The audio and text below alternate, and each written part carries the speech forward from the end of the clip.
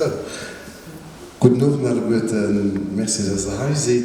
Da können wir so lösen fangen. Die versteht ja alle guten Deutsch. Ne? Das ist gefragt gegen voilà. Bei uns okay ein Kast. Da stand ich für dich als Intervenant von den Abend 4. Für dich mal den Dr. Frédéric Stroh.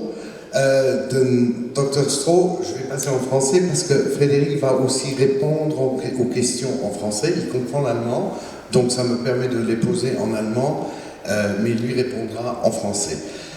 Donc Frédéric est chercheur associé au laboratoire de recherche en histoire Arche de l'Université de Strasbourg.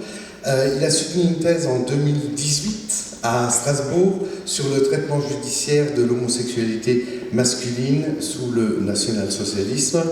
Il travaille actuellement à un projet de recherche du Saarland sur la répression de l'homosexualité en Saar de 1933 à 1994. Donc, bienvenue Frédéric, merci d'être parmi nous.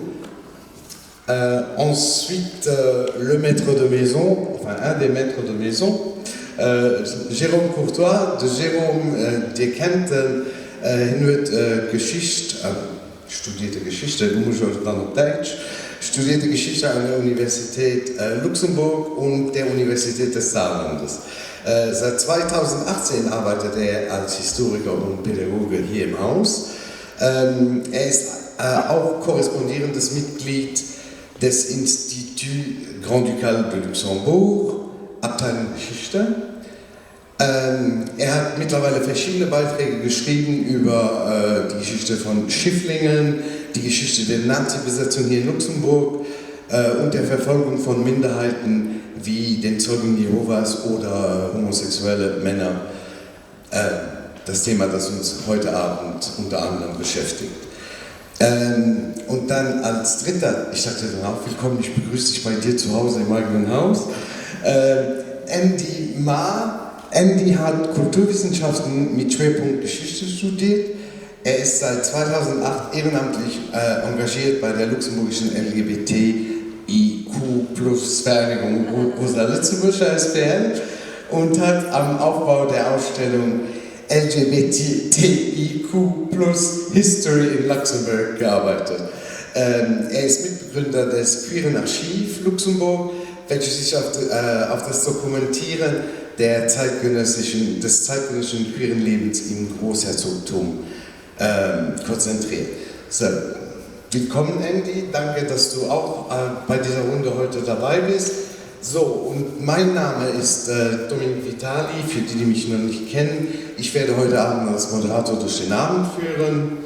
Und heute Abend ist eigentlich ein schönes Datum, um diese Runde und dieses Thema anzuschneiden, weil wir heute den 8. Mai haben. Wir haben VE-Day, ne, Victory in Europe Day, die Alliierten feiern ihren Sieg über das Naziregime. Und dann gibt es noch einen zweiten Datum, also einen zweiten Grund, wieso dieser Datum eigentlich sehr schön fällt, ist, dass seit 31 Jahren Luxemburg gestern Abend sich für das Finale des ESC qualifiziert hat, was ja auch in der LGBTIQ-Gemeinschaft eine große Rolle spielt. Und ich hoffe auch darüber hinaus, ich hoffe, dass ganz Luxemburg sich darüber freut. So, also das Thema heute Abend, wir haben, Sie kennen es, Forschungs- und Gedenkarbeit zur Verfolgung Homosexueller. Ich fange an mit ganz kurz zu erklären, wie der Abend sich einteilt. So, nichts Steiner. Schnell musst du hinsetzen. Klick. Das ist gut. Also der Abend wird sich in 3 teilen, die Gesprächsrunde teilt sich in 3. Der erste Teil handelt um Gedenken und Forschung. Der zweite Teil, das ist der etwas längere, der handelt spezifisch über die NS-Verfolgung in Luxemburg und im Deutschen Reich.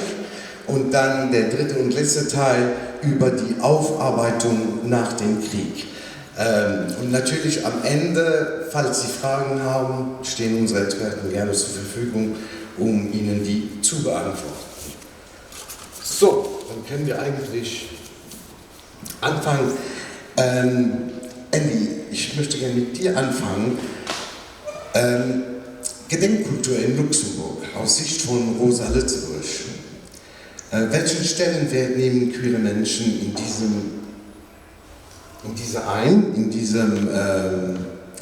dieser Gedenkkultur und seit wann wird eigentlich hier im Land offiziell dem Schicksal queerer Menschen gedacht? Also, guten Abend erst einmal auch von meiner Seite. Ja, das ist schon vom Kontext abhängig. Also wenn man jetzt zum Beispiel die institutionalisierte Gedenkkultur betrachtet, dann muss man schon feststellen, dass die Gedenkkultur so ausgerichtet ist, dass es zuallererst einmal die Allgemeinheit betrifft. Das heißt, wenn man zum Beispiel den nationalen Kommemorationstag betrachtet, das ist dann etwas im Allgemeinen, da wird dem Mut des Volkes, der Widerstand des Volkes während dem Nationalsozialismus zum Beispiel gedacht. Im Anschluss gibt es dann zwar schon Veranstaltungen wie zum Beispiel die Gedenkfeier beim bei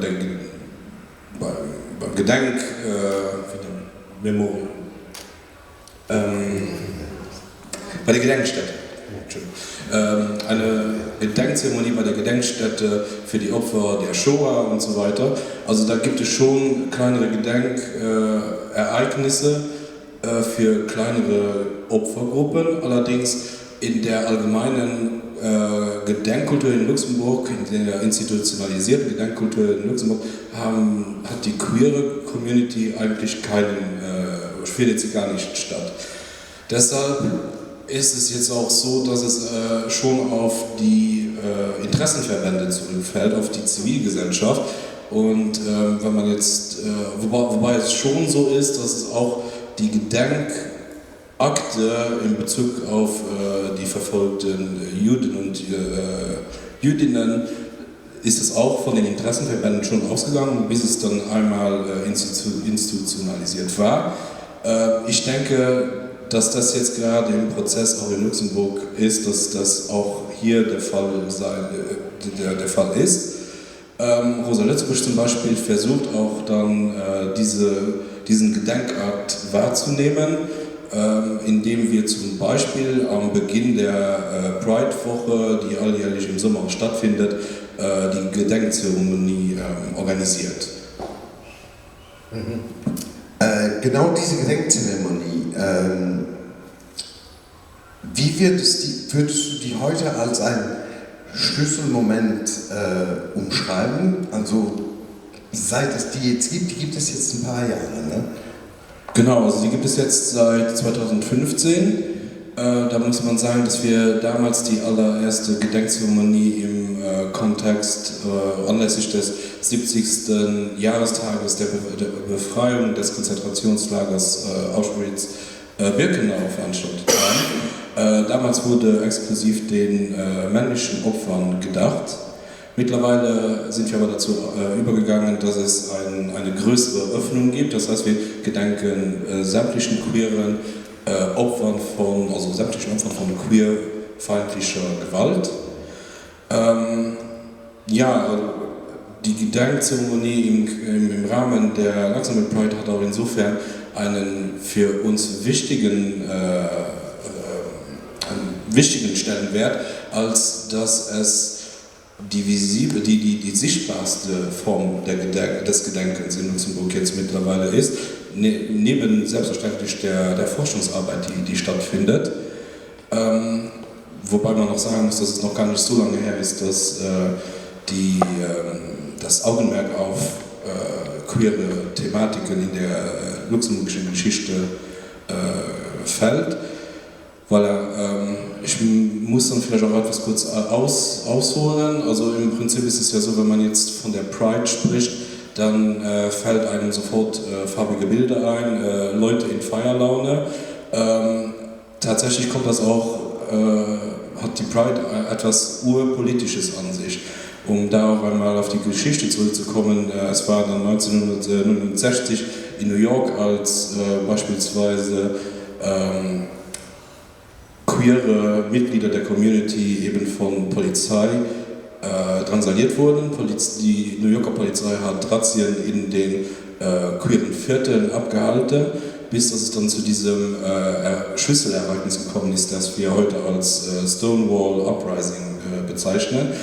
In den darauffolgenden Jahren kam es dann immer wieder zu Gedenkereignissen, die wir dann als Pride bezeichnen. Also von daher, die Pride hat ein urpolitisches, einen richtigen politischen Ursprung, also es ist das Kernelement, wobei heute mittlerweile eine Pride sehr viel kultureller ist. Also der soziokulturelle Effekt, die Sichtbarkeit von queerer Kultur ist heute mindestens genauso wichtig, sodass wir uns dann auch dazu entschlossen haben, dass wir mit der Gedenkzeremonie einfach anfangen, damit den Opfern einfach Sichtbarkeit widerfährt, die sonst nicht da wäre. Es gibt ja auf der Pride jedes Jahr auch einen Gedenkaugenblick am Anfang der Party, sagen wir mal so. Aber ja, das Symbol ist schon schön und stark, dass ihr 2015 entschieden habt, die Woche eigentlich mit einer Gedenkfeier hier am Monument anzufangen. Super, danke Andy für den Augenblick. Ich möchte mich bitte an Frederik richten. Frederik, wir haben jetzt über diese Gedenkfeier hier in Luxemburg gesprochen. Wie sieht im Vergleich zu Luxemburg dieses Gedenken in anderen Ländern aus? Frankreich oder Deutschland? Kannst du uns darüber ein paar Worte sagen? Oui, bonsoir à tous. Donc, je réponds en français, j'espère que chacune comprend. Mais je dirais qu'en fait, on observe à peu près la même chose dans tous les pays européens. C'est la même évolution qui est en cours, comme au Luxembourg, avec même une accélération ces dernières années, si on veut, dans la prise en compte de la mémoire de la répression homosexuelle par les institutions publiques aussi, de plus en plus. Mais si l'évolution est la même dans tous les pays, on note des décalages aussi entre les pays. Et évidemment, en tous les cas, ce qui est clair, c'est que c'est l'Allemagne qui, pour l'instant, est en pointe dans ce domaine. Depuis le début des années 2000, le Bundestag a pris des mesures pour réhabiliter les victimes de la répression anti-homosexuelle sous le nazisme. Ils ont aboli les jugements.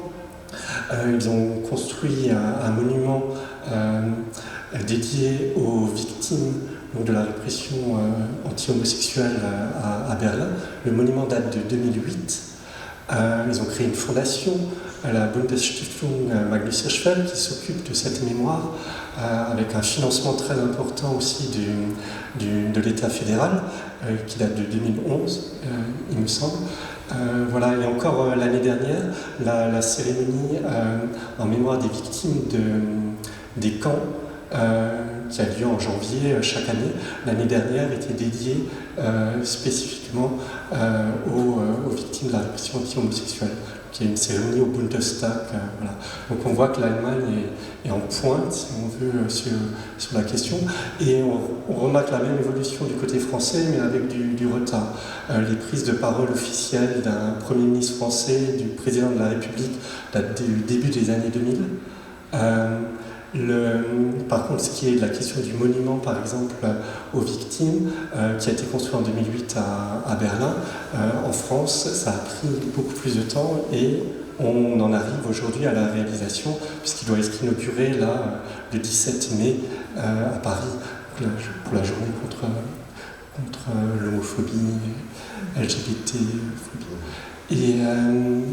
Et donc voilà, en fait on voit la même chose un peu partout, mais avec des décalages.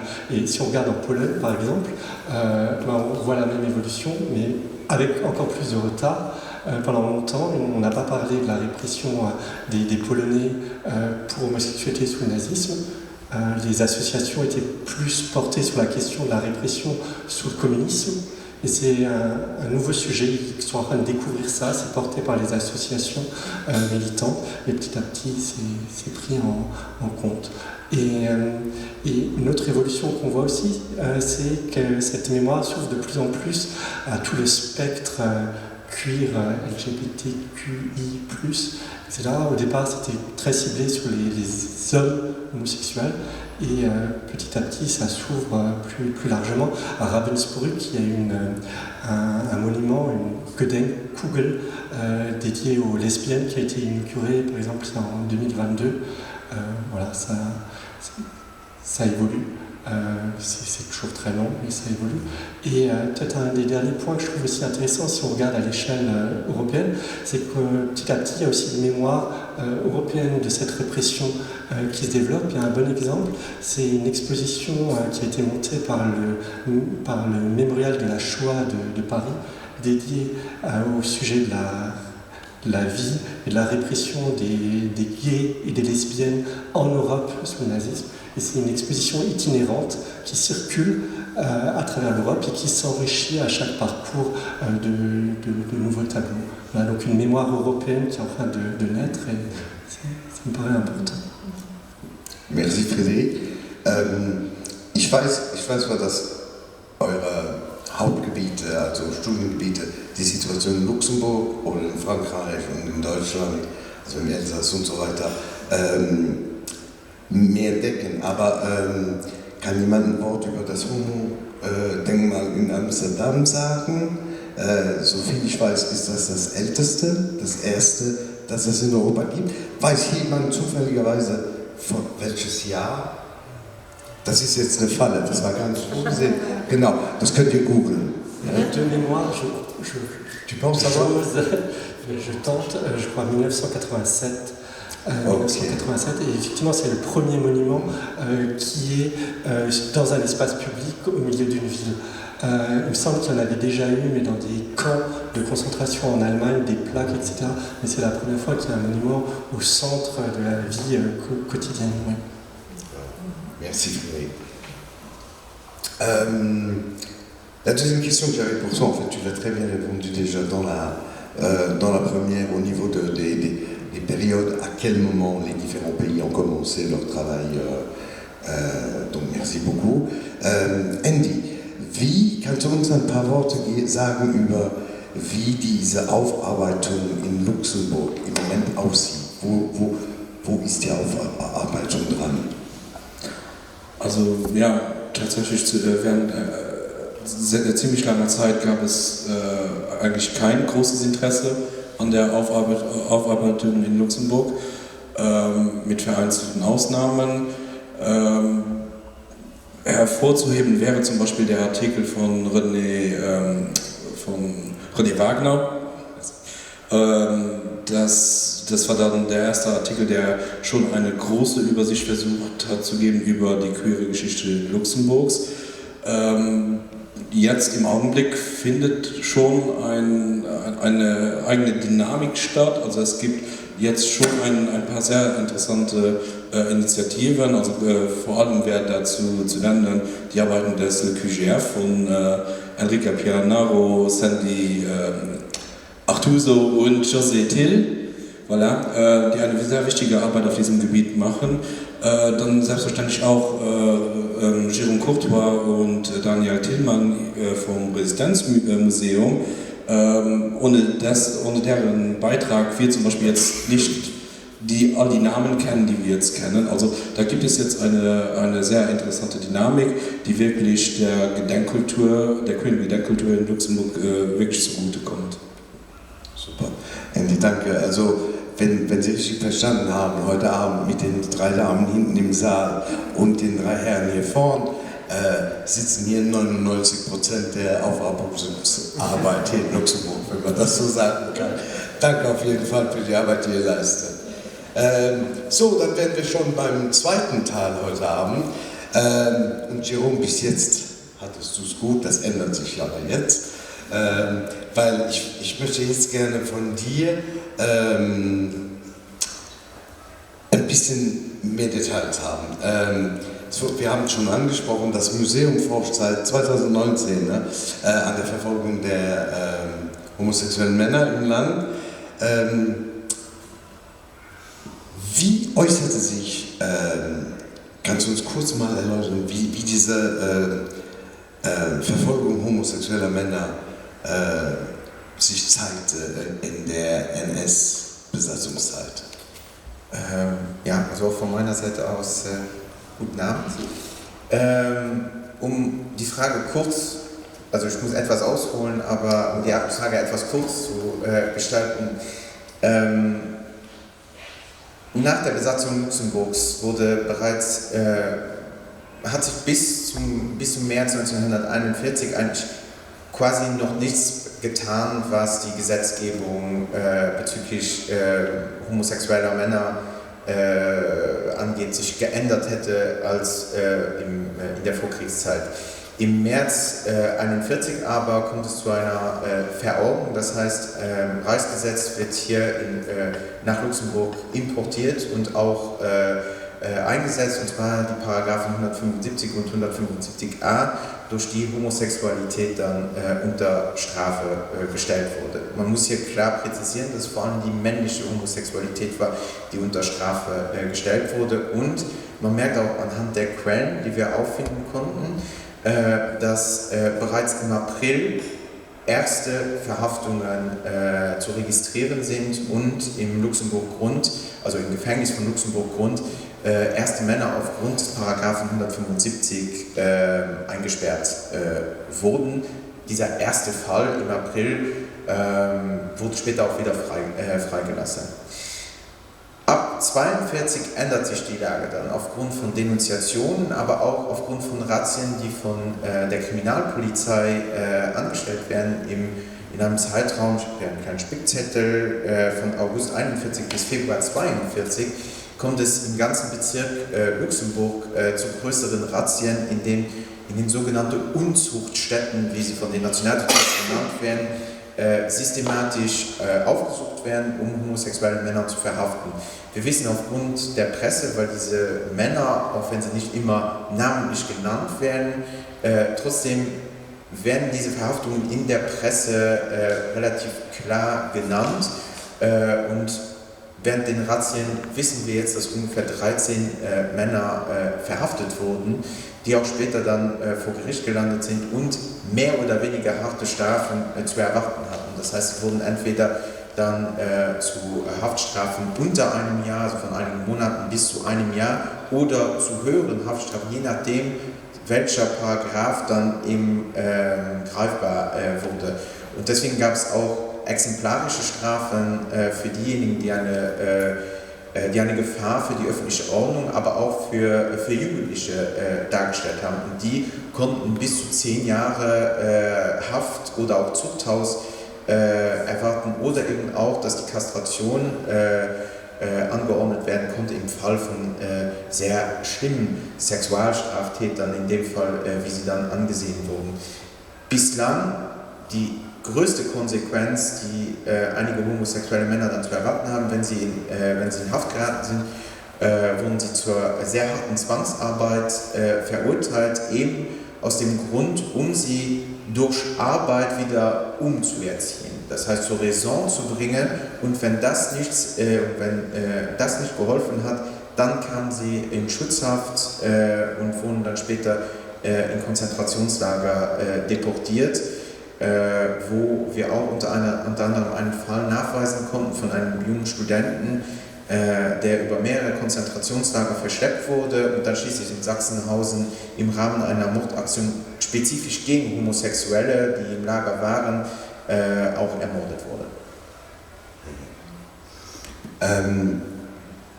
Wir haben jetzt, also du hast jetzt hauptsächlich über homosexuelle Männer gesprochen, und da stelle ich mich einfach die Frage, gibt es oder wo sind die lesbischen Frauen? Haben wir Beweise, haben wir Details von Lesbenverfolgung auch, oder Wie ist da die Situation? Wieso hört man sehr viel zwischen Gänsefüßen, über männliche Homosexuelle, sehr wenig über weibliche? Also zum einen ist die Forschung über die Verfolgung lesbischer Frauen während des Nationalsozialismus noch recht jung. Also es gibt auch nur sehr wenige Expertinnen, die in diesem Bereich arbeiten. Beispielsweise die deutsche Historikerin Kirsten Plötz hat bereits sehr gute Pionierarbeit in diesem Thema geleistet. Warum ist es einfacher, die Verfolgung homosexueller Männer aufzuarbeiten? Weil es eben diesen Paragraphen 175 gab. Frauen wurden nicht nach diesem Paragraphen 175 explizit verfolgt. Es bedeutet aber nicht, dass dieser Paragraph nicht einen sehr großen Einschnitt in ihr Leben war. Durch den Paragraphen wurden vor allem, also wir wissen jetzt vor allem im Deutschen Reich, wurden Lokale geschlossen, in denen sie sich treffen konnten. Es wurden Zeitungen verboten für Freundinnen.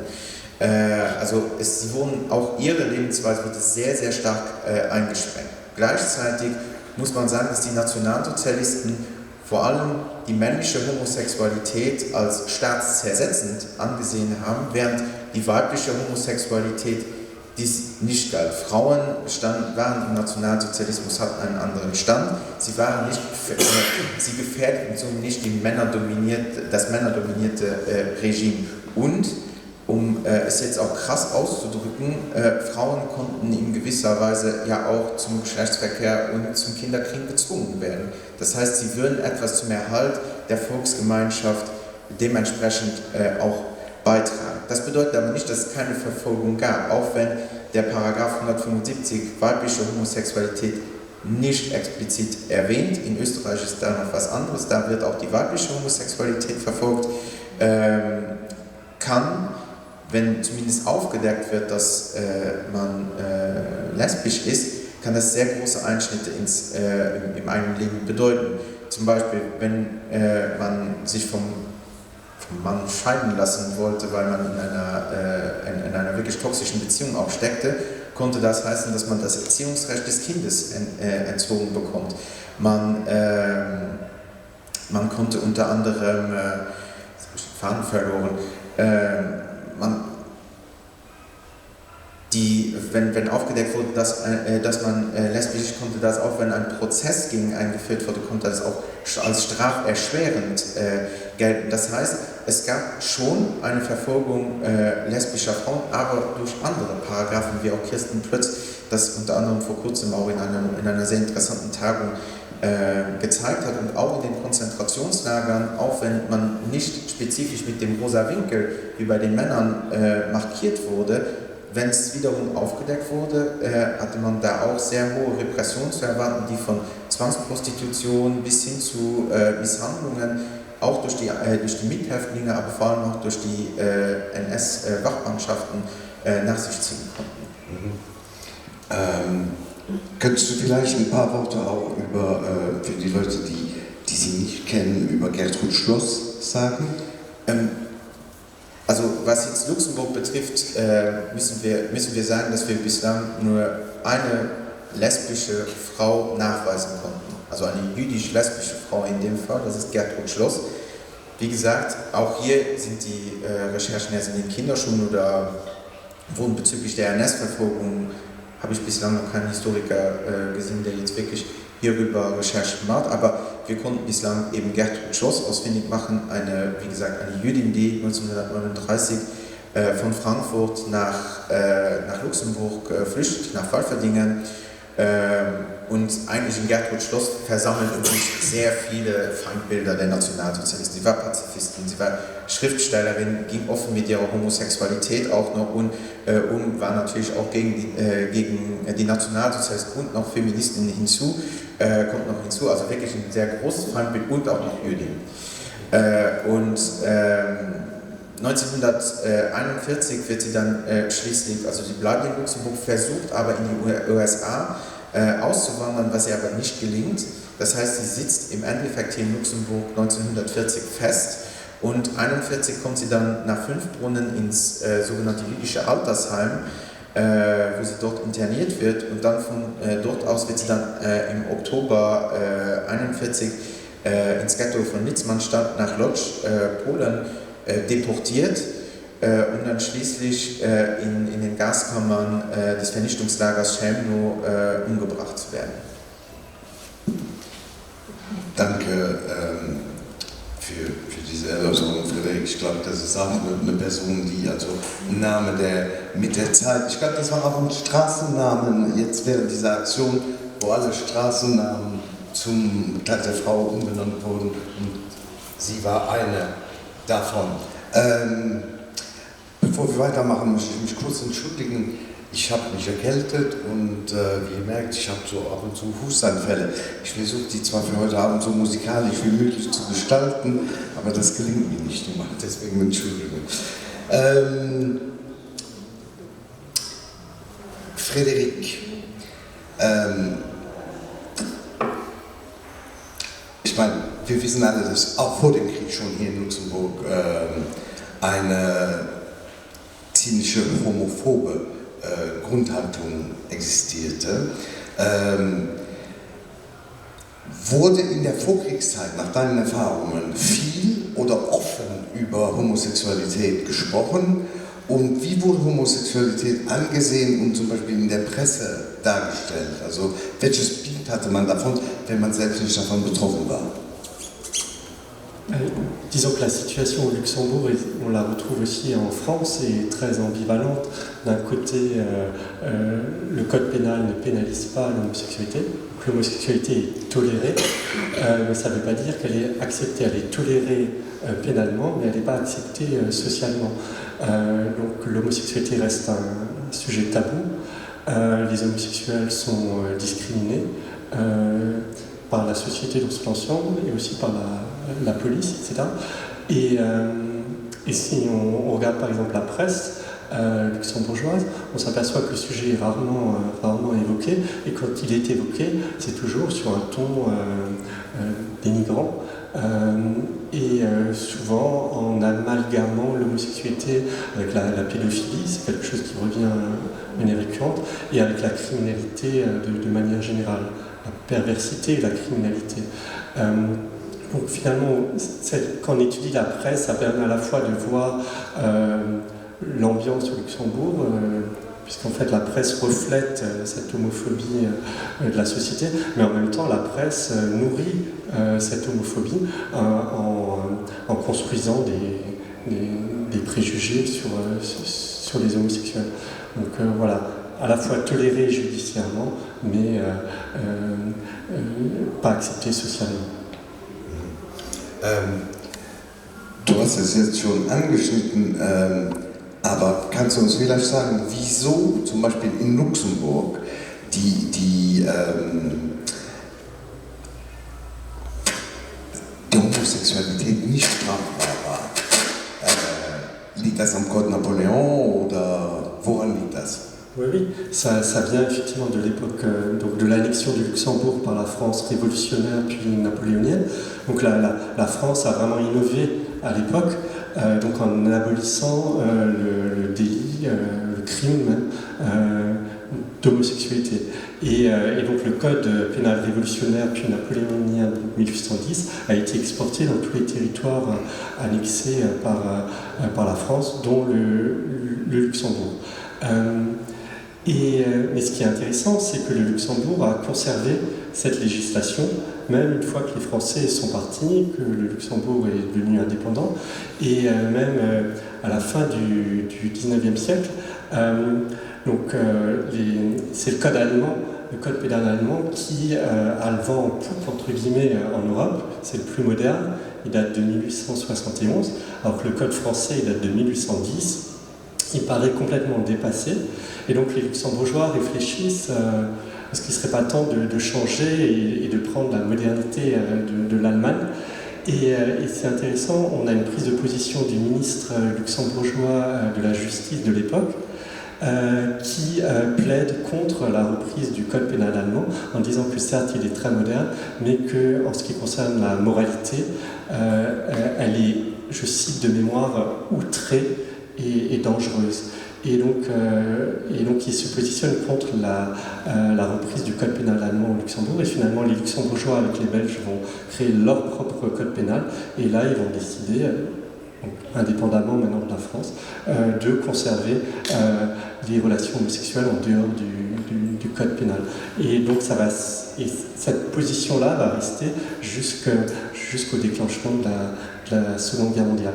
Mais je voudrais quand même rajouter que c'est pas parce que le code pénal n'évoque pas la question de l'homosexualité qu'il n'y a pas forcément une répression donc policière, je l'ai dit, mais même peut-être aussi judiciaire. Alors ce travail n'a pas été fait pour le Luxembourg, il me semble, mais pour la France. On sait que les juges employaient des moyens détournés pour tout de même arriver à la pénalisation de relations homosexuelles qui, en droit, au pied de la lettre, ne devaient pas tomber sous le coup de sanctions pénales, mais les juges vont développer toute une jurisprudence en France homophobe, notamment en surinterprétant l'article de loi sur l'outrage public à la pudeur pour arriver à condamner spécifiquement des actes homosexuels alors que normalement ils n'auraient pas dû l'être. Et donc on peut penser qu'il en a été de même au Luxembourg, mais ça serait intéressant d'aller regarder comment les juges luxembourgeois ont utilisé éventuellement d'autres paragraphes pour tout de même arriver à sanctionner les relations homosexuelles. Ok, merci. J'ai une question qui est beaucoup plus générale par rapport au Code Napoléon, parce qu'il y a très longtemps, quelqu'un m'a dit, est-ce que tu sais pourquoi l'homosexualité n'est pas punie, n'est pas mentionnée dans le Code Napoléon?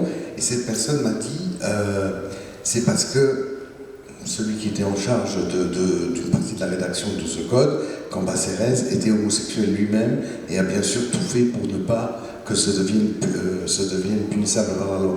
Est-ce que vous savez si ça c'est vrai, ou est-ce que ça fait partie d'un folklore qui s'est établi avec le temps?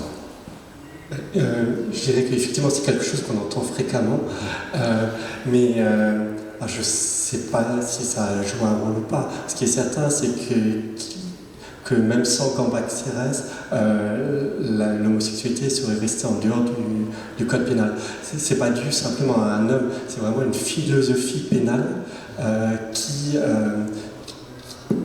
qui change avec les révolutionnaires, donc déjà avant Napoléon, donc en 1791 ou 92, le code pénal révolutionnaire, on estime que ne peut être réprimé pénalement que les actes qui portent atteinte à autrui, à une tierce personne, et qu'il ne faut pas condamner un fait au nom de la morale ou de la religion.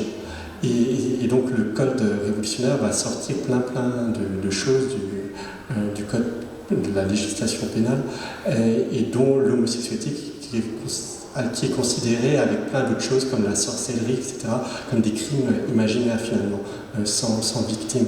Donc c'est au-delà d'une personne, c'est vraiment la philosophie pénale des Lumières qui explique ça.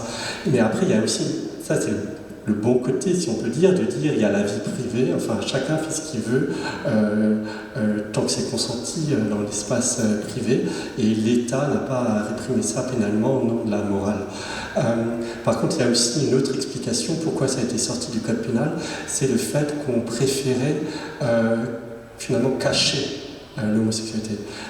On pensait que le fait de poursuivre pénalement, de faire des procès, finalement aller faire de la publicité pour les actes homosexuels. Et c'est ce que je disais tout à l'heure, c'est vraiment l'idée du tabou, on préfère ne pas en parler. Donc ça c'est vraiment les deux raisons qui expliquent la dépénalisation. Merci Frédéric. Wir kommen zurück auf die Situation, also die Vorkriegssituation, die Frédéric jetzt eben erläutert hat. Die Darstellung in der Presse, das negative Bild, das Homosexualität auch schon vor dem Krieg im Publikum hatte. Und da war meine Frage eigentlich, gab es damals Initiativen oder Stimmen im Publikum, um diesen Umstand zu ändern, oder ließ man das einfach so laufen, weil das der Trend war? Also, wenn man es so betrachtet, gab es eigentlich zwei konträre Initiativen, sagen wir es mal so. In der Vorkriegszeit gab es einen Arzt, Theodor Vitry, der unter anderem in seinen Studien dazu bereits aufforderte, Homosexualität nicht mehr als eine Erkrankung anzusehen und schon etwas moderner zu denken. Auf der anderen Seite gab es kurz vor der deutschen Besatzung wir haben da Friedrich und ich haben da eine Akte im Nationalarchiv gefunden. Die Akte besteht aus knapp einem Blatt, soll eigentlich eine Korrespondenz darstellen zwischen dem ehemaligen Justizminister René Blum und dem Staatsanwalt, in dem es um eine Gerichtsaffäre geht. Wir haben aber leider nicht herausgefunden, um wen es präzis geht. Der Name ist Merz FR. Wir haben aber nicht genau herausgefunden, wer sich hinter diesem Merz FR im Endeffekt verbirgt. Aber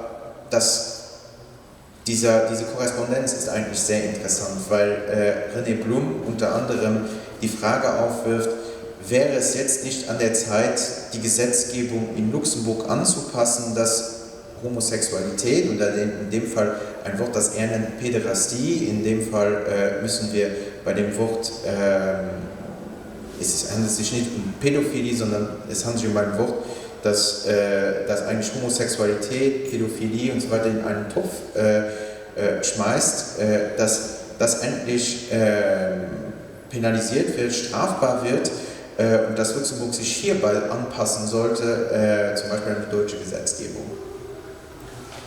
Mhm. Super.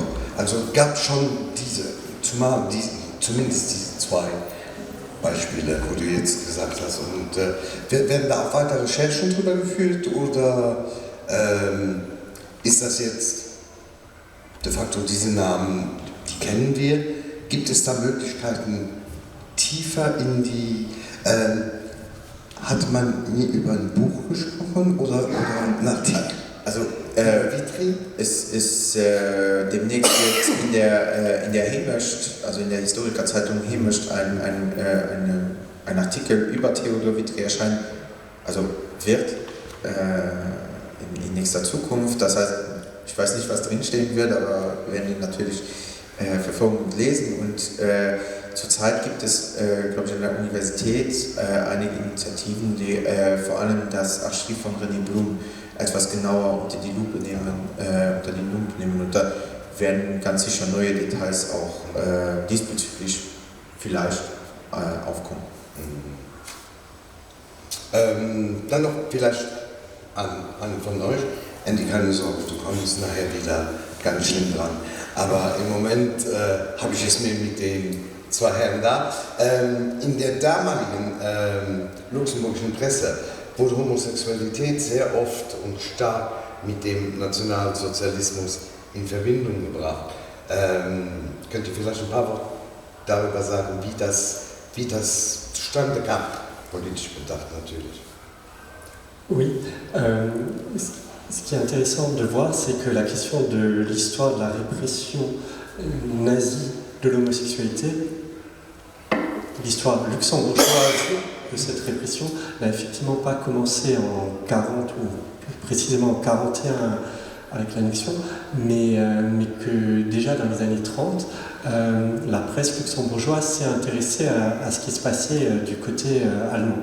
Et on a pu voir en examinant la presse luxembourgeoise de l'époque qu'il faisait des comptes rendus de cette répression,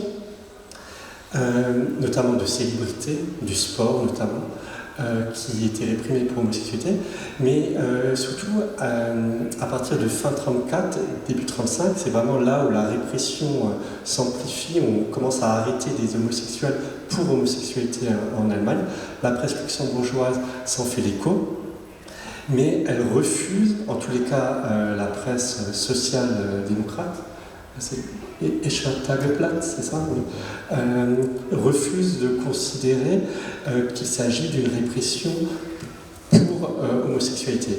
Et elle explique aux luxembourgeois, à ses lecteurs luxembourgeois, qu'il s'agit en fait d'une répression d'opposants internes au nazisme qu'on essaie de camoufler, de dissimuler sous prétexte de lutte contre l'homosexualité. Et donc la presse luxembourgeoise social-démocrate refuse de reconnaître l'existence de la répression anti-homosexuelle nazie au départ, et elle va encore plus loin en expliquant que de toute façon c'est pas possible parce que les nazis sont en grande partie homosexuels. Donc la presse luxembourgeoise, ce journal en particulier, va contribuer à construire la figure du nazi homosexuel et va même expliquer à ses lecteurs que l'homosexualité est devenue une mode en Allemagne sous le Troisième Reich, qu'elle est pratiquée dans la Hitlerjugend, dans la SA, même dans les camps de concentration et de manière générale dans la société, que c'était quelque chose qui s'amplifierait et jusqu'au plus proche d'Hitler lui-même. Quand on parle justement de l'homosexualité au sein du parti nazi, évidemment, la majeure partie des gens qui se sont intéressés au sujet, à l'histoire du nazisme, on pense à un nom en particulier, qui est Ernst Röhm, qui était le chef de la SA. Est-ce que le fait qu'un haut dignitaire dans le parti, donc le responsable de la SA, ait été homosexuel, est-ce que ça a été quelque chose qui a libéré la parole au sein du parti et des troupes de la SA, ou est-ce que c'est quelque chose qu'on a quand même essayé à camoufler, enfin à taire? Est-ce qu'on en sait un peu plus là-dessus? L'homosexualité de Röhm était largement connue, c'était connu de tous en Allemagne. Avant même 1933, il y avait eu la publication dans la presse de lettres que Röhm avait écrites à son médecin, où il se confiait sur son homosexualité. Donc c'était un sujet connu de tous. Oui, mais la réaction à l'intérieur du parti, est-ce que... Alors au départ, il n'y a pas spécialement de réaction. Hitler notamment explique qu'il n'est pas là pour faire de la morale, etc. Donc au départ, ça semble un non-sujet même au sein du parti. Mais effectivement, tout se renverse en 1934, au moment où Hitler fait assassiner Röhm et d'autres chefs de la SA, sous couvert de lutte contre l'homosexualité. Alors que la raison, c'est une raison de conflit interne au parti. Et Hitler va mettre ça en avant, donc l'homosexualité de Röhm, plus largement de nombreux SA, et qui nettoie, entre guillemets, c'est le vocabulaire de l'époque, la SA. Et c'est d'ailleurs ça qui explique pourquoi la presse, au début, la presse luxembourgeoise social-démocrate, va être aveugle devant les débuts de la répression anti-homosexuelle, puisque justement ils ont ce souvenir-là de Hitler qui essayait de dissimuler l'assassinat de Röhm derrière un faux prétexte de lutte contre l'homosexualité. Mais c'est vrai qu'une fois que Röhm a été tué et que le sujet est mis en avant par les autorités du Reich, c'est à partir de ce moment-là que la répression vraiment va éclater, et notamment avec Himmler qui devient l'homme fort pour la police allemande et qui va procéder à de nombreuses arrestations. Voilà, ça c'était ma question suivante. Mais tu y as déjà partiellement répondu. Si la nuit des longs couteaux a eu un effet sur le traitement ou le mauvais traitement de la communauté homosexuelle en Allemagne. Mais tu viens d'expliquer que oui, oui, c'est vraiment le point de bascule. Et en plus de ça, c'est aussi le moment où éclatent les discours homophobes, vraiment de plus en plus virulents dans le Troisième Reich. Et on peut penser que ça a aussi joué sur la représentation sociale, puisqu'on parlait de plus en plus de l'homosexualité comme d'une tare, etc. Et on peut penser que ça a aussi augmenté les tendances à la dénonciation. Il y a plusieurs exemples comme ça que j'ai en tête, qu'on voit dans les actes pour l'Allemagne, où effectivement les gens, ça devient un sujet et les gens se mettent à dénoncer encore plus facilement. Donc il y a ça, plus le fait que Himmler va prendre de plus en plus de poids et lui a vraiment une obsession contre l'homosexualité. Merci, Frédéric. So, bevor wir zur nächsten Frage kommen, um die Sache jetzt ein bisschen zu entspannen, ich habe bei meinen Recherchen einen Witz gefunden, den ich mit Ihnen teilen möchte, der sich zu der Zeit unter vorgehaltener Hand natürlich erzählt wurde. Und der hat auch eine direkte Verbindung mit Röhm. Die Mutigen fragten, wer ist der größte Elektriker? Die Antwort war ganz klar, Adolf Hitler. Er hat 80 Millionen gleichgeschaltet, Kraft durch Freude erzeugt, Deutschland isoliert, Moskau ausgeschaltet, Italien eingeschaltet und Röhm geerdet. So, das war mein kleiner Röhmwitz. Ich hab ihn zweimal lesen müssen und gesagt, und dann, ach, geerdet jetzt, ja, okay. Hat ein bisschen gedauert. Welche Strafen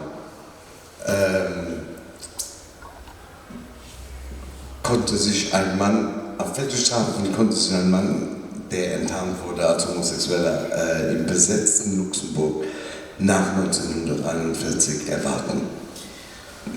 Ich habe es vorhin ja bereits angeschnitten, dass die Personen, die enttarnt wurden, vor Gericht landeten, dann mit mehr oder weniger harten Strafen zu rechnen hatten, je nachdem, ob sie in welchen Paragraphen sie dann schließlich gefallen sind.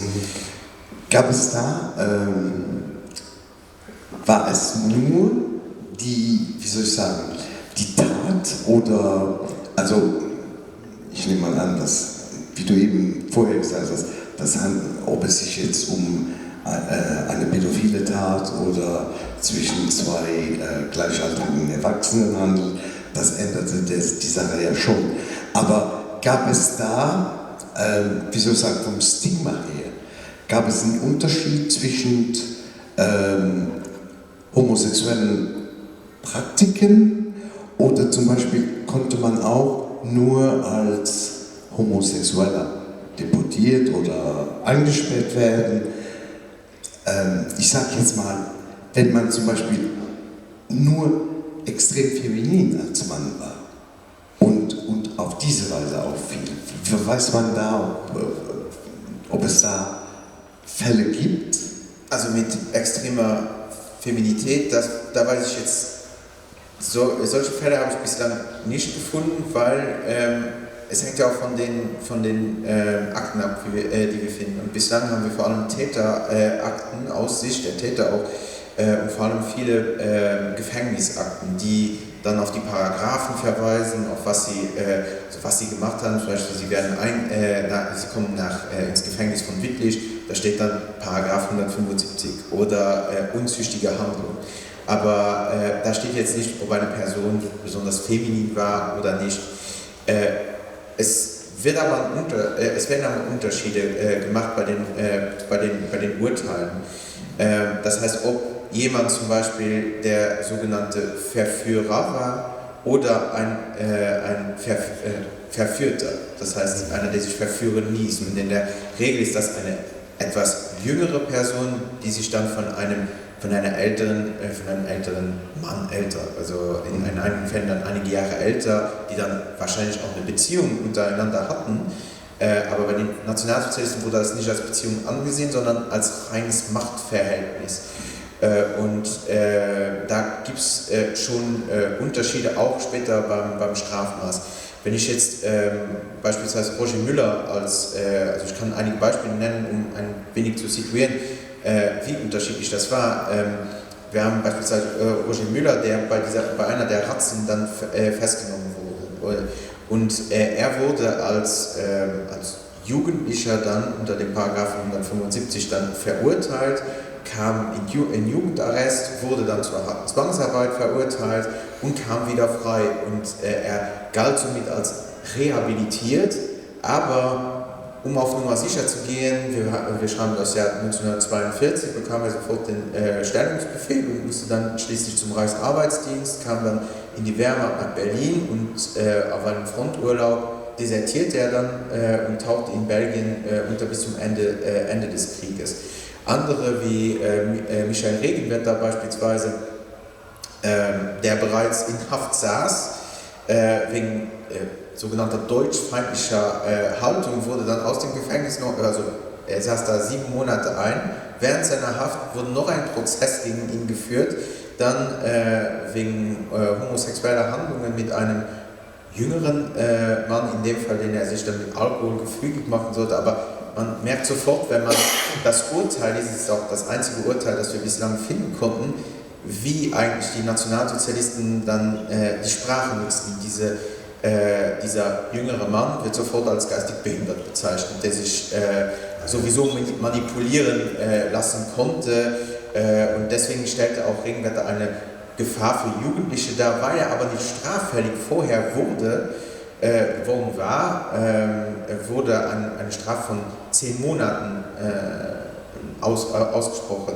Andere, wie beispielsweise Jean Möller, das ist einer der Fälle, die wir später in den Konzentrationslagern wiederfinden, der wurde ebenfalls wegen unzüchtiger Handlungen dann verurteilt und er kam aus der Haft, also er hat seine Haftstrafe abgesessen und anstelle, dass er freikommt, also wieder als rehabilitiert galt, wurde er aus irgendeinem Grund als nicht resozialisierbar angesehen, kam in Schutzhaft und von dort ins KZ Natzweiler Struthof, wo er dann schließlich im Steinbruch Zwangsarbeit leisten musste. Er bekam dann schließlich auch den Rosa Winkel und wurde auch da haben wir auch einen der einzigen Zeitzeugenberichte, eigentlich eine kurze Seite, in dem er beschreibt, wie er behandelt wurde. Er wurde sehr, sehr schlecht behandelt, sowohl von den Wachmannschaften als auch von seinen Mithäftlingen.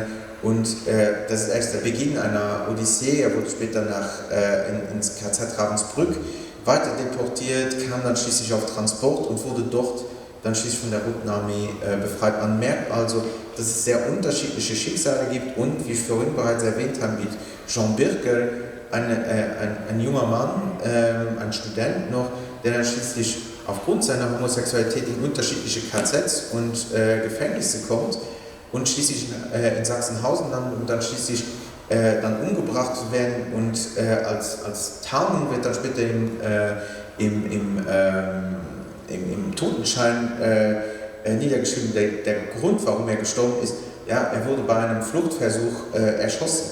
Das heißt, die Täter verschleiern noch die Tat. Wieso ich diese Frage gestellt habe mit dem Effeminierten, ist, weil ich habe vor ein paar Jahren, Gott, ich lüge jetzt, das sind bestimmt jetzt 30 Jahre her, einen Herrn kennengelernt in Trier, in der Schulenkneipe, und der Herr war zu der Zeit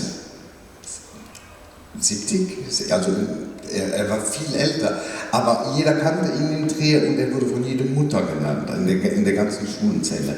Und er hatte während dem Krieg als Lehrling in einer Kirchenfabrik, er hat in einer Kerzenfabrik gearbeitet.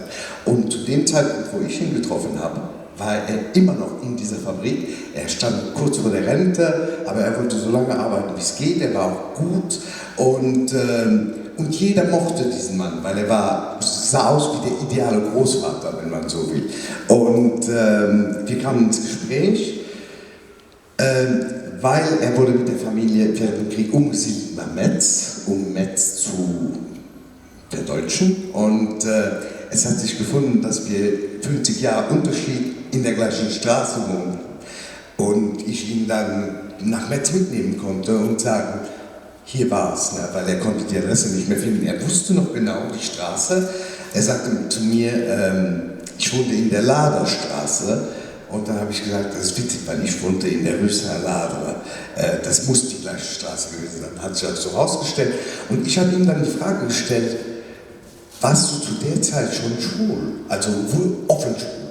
Und er sagte, Gottes Willen, ob ich damals schon schwul war. Ich war die größte Tunte, die in Trier lief. Ich hatte die Schals meiner Mutter an, ich habe ihren Lippenstift benutzt und so weiter. Jeder kannte mich in Trier und man hat mich nie belästigt. Also siehst du da auch, der war offensichtlich ganz klar sehr effeminiert, spielte auch damit und trotzdem hat man ihn überhaupt nicht belästigt, weil man kannte die Eltern wahrscheinlich und es war eine Kleinstadt und einer kannte den anderen. Er war ein guter Junge, er hatte eine Arbeit in der Kerzenfabrik, so dass die Situation, und dann der Student, von dem du sprichst, der mit 19 Jahren in Ravensbrück umkommt, wo man dann beide Extreme hat. Also deswegen, wieso ich die Frage gestellt habe. Ja, also ich glaube, Friedrich kennt auch den Artikel unter anderem von Burkhard Jelonek, einer der ersten deutschen Historiker, der überhaupt über die Verfolgung Homosexueller gearbeitet hat. Und er berichtet unter anderem in einem der Artikel, dass wenn man sogar bei der Gestapo war, offen homosexuell war und nachweisen konnte, dass man aber nicht praktizierender Homosexueller war, dass man dann trotzdem teilweise, zumindest für eine gewisse Zeit, dann trotzdem in Ruhe gelassen konnte. Also so zumindest habe ich das noch im Kopf, dass Burkhard das so geschrieben hat. Weißt du das noch? Non, je n'ai pas connaissance de cet article, mais si je peux rajouter un point simplement, c'est que effectivement, les juges au quotidien, pour le Luxembourg, on n'a malheureusement qu'un seul jugement, comme disait Jérôme, mais pour l'Allemagne, on en a pléthore. Et effectivement, on voit que les juges essayent, pour savoir quelle peine ils vont donner, de jauger le niveau d'homosexualité de l'inculpé. Et donc là, on va lire dans l'argumentaire du procès tous les préjugés sur les homosexuels qui ressortent. Et ça revient assez fréquemment en fait de dire l'attitude efféminée de l'inculpé montre combien il est homosexuel et combien il a besoin d'être rééduqué. Et donc cet aspect-là, les juges attendent un comportement comment dirais-je, enfin stéréotypé. Les hommes doivent se comporter de telle manière et les femmes d'une telle autre. Et si on ne correspond pas à ces critères-là, c'est considéré comme aggravant évidemment dans la peine qui est rendue par la justice. Ouais, c'est pour ça que j'étais intrigué, parce que lui disait, je traversais le Hauptmarkt, donc la place principale de Trèves, comme ça. Tout le monde me connaissait, il y avait les policiers qui passaient, il y avait des soldats en uniforme, il y avait des gradés, et on ne l'a jamais. Alors, est-ce qu'il avait son ange gardien avec lui, ou est-ce que c'est justement parce qu'on se disait, oui, mais je connais les parents, c'est quelqu'un de gentil, la famille est bien, nanana. Donc, c'en est un qui a eu de la chance, on va dire, qui s'en est bien sorti, quoi. Frédéric, peut-être, est-ce que tu connais des cas d'homosexuels luxembourgeois en dehors du Luxembourg, dans les territoires occupés? Est-ce que tu as trouvé des cas d'homosexuels luxembourgeois à l'étranger? Oui, on en a trouvé plusieurs avec Jérôme. Et justement, c'est une tendance qu'on a quand on travaille sur la répression en Alsace, on regarde ce qui se passe en Alsace, au Luxembourg, on regarde ce qui se passe au Luxembourg. Mais effectivement, pendant la guerre, il y a eu des mouvements de population importants. Donc c'est intéressant d'aller voir au-delà des frontières régionales ou nationales. Et on a trouvé effectivement plusieurs cas, notamment en Allemagne, le Altreich. Et alors ça pouvait être des luxembourgeois qui vivaient au Luxembourg dans les années 30.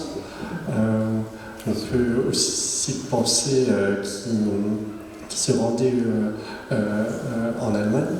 Parce que ça aussi c'est quelque chose d'intéressant. Alors on n'a pas vu pour le Luxembourg, mais je l'ai vu sur d'autres territoires. On a des Alsaciens qui vont en Allemagne dans les années 30 en recherche de relations homosexuelles, ce qui paraît complètement aberrant lorsqu'on sait qu'en France c'était pas pénalisé alors qu'en Allemagne ça l'était. Mais il y avait toujours il y avait une balance entre le bénéfice-risque. Finalement, ils préféraient aller en Allemagne ou dans des grandes villes où il y avait plus d'opportunités de rencontres, etc. Donc en tous les cas, on a des luxembourgeois qui ont été condamnés en Allemagne. Et pendant la guerre aussi, parce que Luxembourg dépendait de la juridiction de l'Oberlandesgericht de Cologne. Et donc, on a trouvé des luxembourgeois à Trèves qui ont été jugés, condamnés à Trèves pour homosexualité. Et donc c'est prometteur pour l'avenir. Ça veut dire qu'on peut trouver encore des sources du côté allemand pour l'histoire luxembourgeoise de la répression. On a d'autres exemples, notamment en Alsace, un luxembourgeois qui était employé d'hôtel, il me semble, et qui a été poursuivi à Strasbourg, condamné par le Landgericht de Strasbourg pendant la guerre pour homosexualité. Il est condamné à des travaux forcés parce qu'il avait eu une relation homosexuelle avec un jeune homme de 19 ans, donc mineur de moins de 21 ans pour le droit allemand, donc paragraphe 175A, et pour tentative d'avoir un rapport sexuel avec un adolescent de 16 ans. Et ce qui est intéressant dans ce cas-là, c'est que lui-même a reconnu devant les juges être homosexuel. Donc ça a joué aussi dans le jugement, parce qu'il avait laissé une lettre pour l'adolescent de 16 ans pour lui demander un rendez-vous avec lui. Et donc ça a été interprété par les juges comme une tentative de rapport homosexuel, parce que l'accusé lui-même reconnaissait être homosexuel. Donc, parce qu'il y a toujours cette recherche de savoir quelle est l'intention derrière, et ça peut aller très loin. Voilà, pour juste citer un exemple qui n'est pas luxembourgeois, en Allemagne, un homme qui a porté une valise pour un autre homme va être considéré comme une tentative de rapport homosexuel et condamné. Parce que les juges estiment que s'il a porté la valise, c'est parce qu'il avait l'intention derrière de séduire la personne pour avoir un rapport. Donc c'est ça qui est très intéressant avec la réforme de 1935 du paragraphe 175, c'est que maintenant les juges peuvent élargir la notion d'acte homosexuel très loin. Donc voilà, et donc on a cet exemple de luxembourgeois condamné à Strasbourg pendant la guerre pour homosexualité. On a un autre exemple aussi en France occupée, donc c'est des pistes de recherche pour la suite, chercher d'autres cas de luxembourgeois en dehors du Luxembourg. Merci Frédéric. Question pour clore ce chapitre, peut-être pour toi Jérôme. Est-ce que, auf Deutsch, weiß man, wie viele Opfer bislang, also wie viele Opfer habt ihr bislang nachweisen können? Gibt es da eine Zahl? Also bislang konnten wir ca. 33 Personen nachweisen, die aufgrund der Paragraphen 175 und 175a verurteilt wurden oder in denen eigentlich der Paragraphen als straferschwerend angesehen wurde. Hiervon sind, jetzt muss ich trotzdem meinen Spicker nehmen, 15, die wir eindeutig aufgrund der beiden Paragraphen, verurteilt wurden und auch identifiziert werden konnten, 11, die aufgrund des Paragraphen 175 verurteilt wurden, die wir aber nicht identifizieren konnten, 2, in denen die Paragraphen als straferschwerend angesehen wurden, das heißt, da wurde beispielsweise Mord als Hauptstrafe, Homosexualität als straferschwerend angesehen, bei einem Fall, und 5 Fälle, bei denen der Paragraph 175 noch zusätzlich genannt wurde, aber da stehen andere Paragraphen im Vordergrund, beispielsweise der Paragraph 176, der eindeutig für Pädophilie steht. Das heißt, man muss, wenn man die Recherchen zur Verfolgung homosexueller Männer führt und Studien macht, muss man wirklich versuchen, die Biografien der Personen bis auf den Grund zu verfolgen, um herauszufinden, ist es nun wirklich auch Hauptverfolgungsgrund Homosexualität oder auch aufgrund von Pädophilie oder aufgrund anderer Straftaten, die dann im Vordergrund stehen. Und nur um uns kurz zu erinnern, diese 33 Fälle, in wie vielen Jahren, wo ihr die Recherche richtig angefangen habt? Also 2019 haben wir mit den Recherchen begonnen, 2021 kam der erste Artikel raus, ich glaube, da waren wir bei 20, in der Zwischenzeit auch durch Frederik und meine Recherchen, also nach dem Artikel haben wir beide weiter recherchiert, sind wir dann schließlich bei rund 33 gelandet. Also in den letzten 5 Jahren, sagen wir mal. Super. Okay. Wunderbar, danke. Ich gucke gerade. Ja, wir sind gut in der Zeit. Wir kommen jetzt zum dritten und letzten Teil. Jérôme, noch eine Frage an dich. Auch nach dem Krieg, wir wissen, dass Homosexualität ein Tabu war. Wie haben die betroffenen Männer reagiert und wie wurde mit dem eigenen Schicksal umgegangen? Hat man da zum Beispiel auch die Leute, die verurteilt wurden, wie gingen die dann nach dem Krieg damit um? Also Frederik hat das ja bereits gesagt, vor dem Krieg war Homosexualität ein Tabuthema. Nach dem Ende der Besatzung wurden die Paragraphen 175 und 175a aus dem Strafgesetzbuch wieder entfernt und somit wurde Homosexualität wieder ein Tabuthema. Das heißt, die Männer, die aus den Konzentrationslagern oder Gefängnissen kamen, die haben nicht darüber gesprochen. Es war ein Stigma. Oder zum Teil andere Gründe. Genau. Oder sie haben andere Gründe abgegeben. Jean Möller beispielsweise, damit er überhaupt nach Luxemburg zurück durfte, also repatriiert wurde, hat er angegeben, Passeurdienste geleistet zu haben. Das heißt, aktiv im Widerstand gewesen zu sein. Und das konnten wir aber ihm bislang nicht nachweisen. Andere wie Michael Regenwetter, die ja dann offensichtlich auch eine deutschfeindliche Haltung gezeigt haben, das wurde dann in den Vordergrund gestellt. Zum Beispiel wurde Michael Regenwetter später Mitglied der Kriegsopfervereinigung LPD und er bekam später auch ich muss schon mal nachsehen, posthum wurde ihm die Croix de la Résistance und anderen verliehen und wurde auch beispielsweise in den Livre d'Or entsprechend als Widerstandskämpfer dargestellt und natürlich wurde dann der zweite Grund, dass er noch eine höhere Strafe erhielt, also aufgrund seiner Homosexualität, wurde von ihm selbst verschwiegen, weil sie ein gesellschaftliches Stigma war. Super. Und noch kurz, beispielsweise Jean Möller, als er dann zurückkam, hat er zeitlebens eine Doppelidentität geführt. Er hat später eine Frau geheiratet, hat mehrere Kinder bekommen und wahrscheinlich auch nie richtig darüber gesprochen. Das Thema zurückbekommen, ja. Okay, wir sind fast am Ende der Gesprächsrunde. Falls ihr Fragen habt, könnt ihr die schon so langsam vorbereiten. Aber bevor wir Schluss machen, noch 2 Fragen an Andy. Andy, sind bei euch, bei Rosa Letzebusch, sind da homosexuelle Männer bekannt, die verfolgt wurden und die aber selbst zur Aufarbeitung, die sich dafür eingesetzt haben? Gibt es da welche? Hast du da Beispiele? Also mir persönlich sind keine bekannt. Ich hatte jetzt auch, nachdem wir das Interview im Rahmen der Ausstellung hier geführt hatten, hatte ich noch einmal Kontakt mit früheren Mitgliedern des Verwaltungsrates und auch denen sind keine Personen bekannt. Oder also da scheint tatsächlich jetzt keine Person zu sein, die sich zu erkennen geben.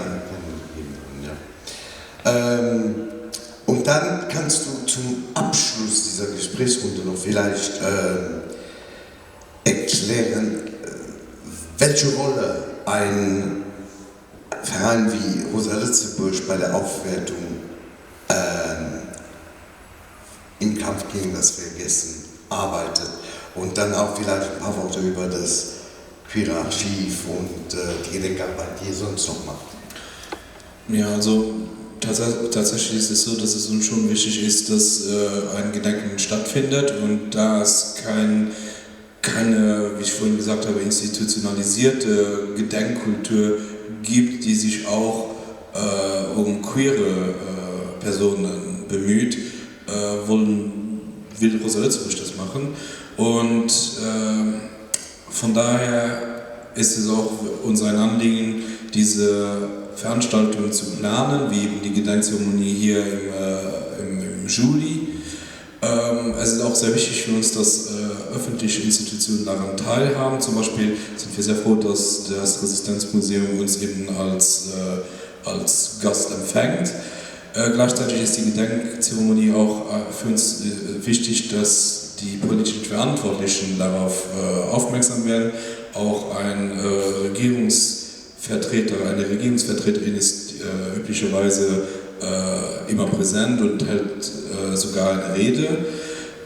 Es ist darüber hinaus auch wichtig, es hat darüber hinaus auch noch den Vorteil, dass die politischen Verantwortlichen auf die Bedürfnisse der queeren Community aufmerksam werden. Also von daher ist das uns schon sehr, sehr wichtig.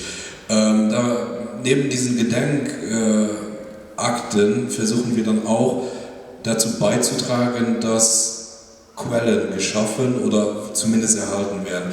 Im Rahmen der Vorbereitungsarbeiten für die Ausstellung LGBTIQ+ History in Luxemburg hatten wir verschiedene Archive in Luxemburg angeschrieben und da konnten die Personen an der anderen Seite eben nicht viel mit unseren Anfragen anfangen und haben uns dann auch mitgeteilt, dass es nicht mal ein Desinteresse wäre, es ist schlussendlich einfach ein Mangel an Ressourcen und ein Mangel an Wissen, wie man sich der queeren Perspektive aus der Sicht eines staatlichen Archives oder eines kommunalen Archives annähern sollte.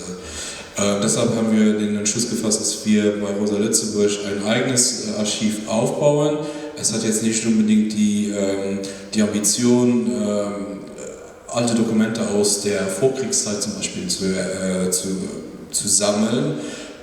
Was aber der Hauptanteil oder die Hauptaufgabe des Archivs ist das queere Zeitgeschehen in Luxemburg jetzt zu sammeln.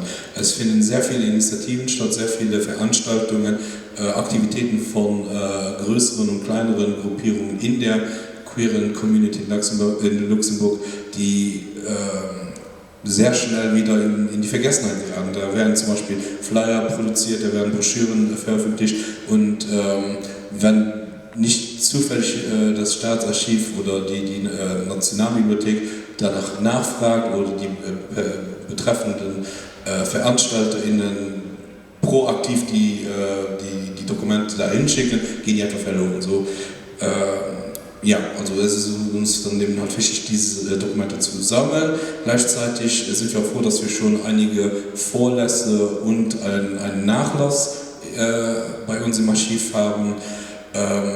Und darüber hinaus sollen tatsächlich auch noch Material gesammelt werden, zum Beispiel in Form von Zeitzeuginnen, Interviews. Ja. Okay, super, danke Andy. Also ich würde mich hier zum Abschluss auch bei dir, bei Leuten wie du, wie Sandy, wie Enrika bedanken für die Arbeit, die ihr macht bei der Aufarbeitung und bei dieser Spurensuche und dieser Spurensicherung dieser Dokumente und natürlich auch an Jérôme und Frédéric als Historiker für die wertvolle Arbeit, die ihr leistet, damit diese vergessenen Opfergruppen keine vergessenen Opfergruppen bleiben. Voilà, merci, dass ihr hier wart. Wir hoffen, ihr habt ein paar Sachen beigelegt und dass ihr den Sujet interessant gefunden habt. Merci, dass ihr hier wart, auf alle Fälle. Merci.